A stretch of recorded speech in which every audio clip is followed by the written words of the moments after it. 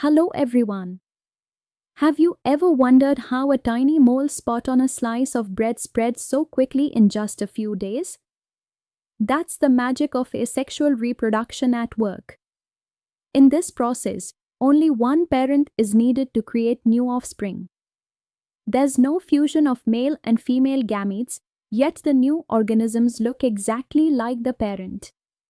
Isn't that fascinating? It is one of the simplest and fastest ways of reproduction, especially in organisms like amoeba, yeast, hydra, spirogyra, and even in plants like bryophyllum. Because it doesn't involve gametes, the offspring are clones, carbon copies of their parents, but this also means there's very little variation. So, asexual reproduction is nature's way of quickly multiplying life when conditions are just right. Now, let's look at the first method, fission. Think of a tiny amoeba living in a pond. When it grows big enough, it simply splits into two equal halves. This is called binary fission. But organisms are creative. Leishmania, for example, doesn't divide just anywhere. It has a whip-like flagellum, so it divides in a definite orientation. And then there's Plasmodium, the parasite that causes malaria. Instead of two cells, it breaks into many cells at once, a process called multiple fission. Fission is quick, efficient, and ensures rapid population growth. That's why microscopic organisms can adapt and spread so fast in changing environments. As you see in this diagram, each split is like nature's way of making identical photocopies of life. Have you noticed green scum floating on the surface of ponds? That's often Spirogyra, a filamentous green alga. When it matures, its body breaks into smaller pieces. Each piece, or fragment, grows into a complete Spirogyra plant. This process is called fragmentation. It's possible because Spirogyra has a simple body structure where almost every cell can divide and grow on its own. But here's the catch: fragmentation works only in simple multicellular organisms. More complex animals, like us, can't use this method because our bodies are made of specialized tissues and organs that can't just reorganize from fragments. So, fragmentation is a brilliant survival trick for algae, allowing them to quickly cover water surfaces when conditions are favorable. Imagine cutting a flatworm called Planaria into pieces and then watching each piece grow into a complete new organism. This amazing ability is called regeneration. It works because Planaria has special regenerative cells that can divide rapidly. These cells form a mass and then gradually differentiate into tissues and organs in a highly organized sequence. Regeneration is not the usual way of reproduction. Most organisms don't rely on being cut apart. But when it does happen, it ensures survival and multiplication.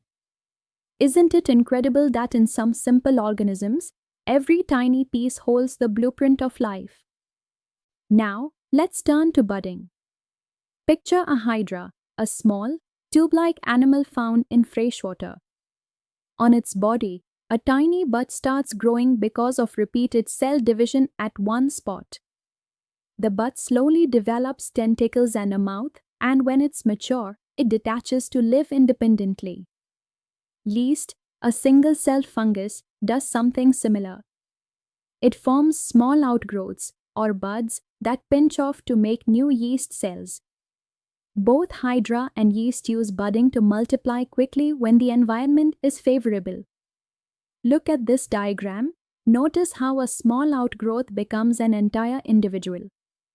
Isn't it just like watching a miniature version of life unfold from a tiny bump? Plants, too, have clever tricks up their sleeves.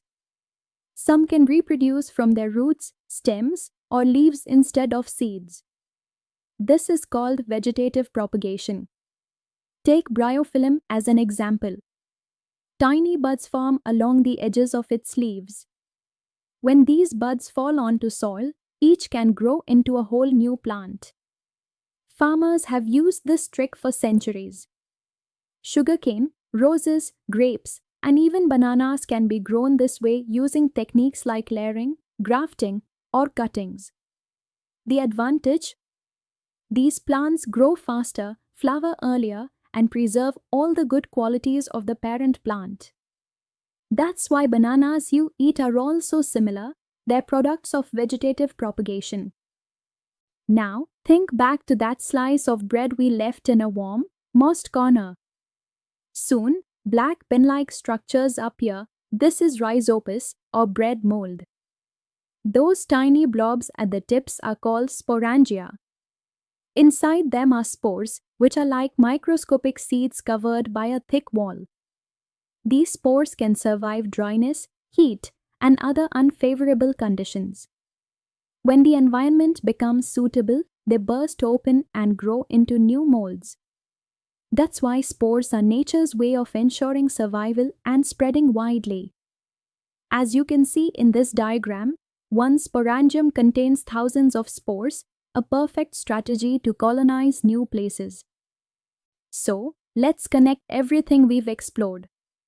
Single organisms use a variety of methods to reproduce: fission, fragmentation, regeneration, budding, vegetative propagation, and spore formation. All these methods involve only one parent, which is why they are grouped as asexual reproduction. Each method is perfectly suited to the organism's body design. Amoeba splits, Spirogyra fragments, Planaria regenerates, Hydra buds, Bryophyllum uses leaves, and Rhizopus spreads spores. The big idea? Asexual reproduction ensures rapid multiplication and helps organisms survive in their environments, even though it produces little variation. I hope you now appreciate how even the simplest organisms use fascinating strategies to keep life going.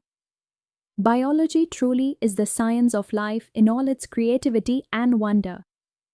Until next time, when we'll dive into even more amazing secrets of living organisms.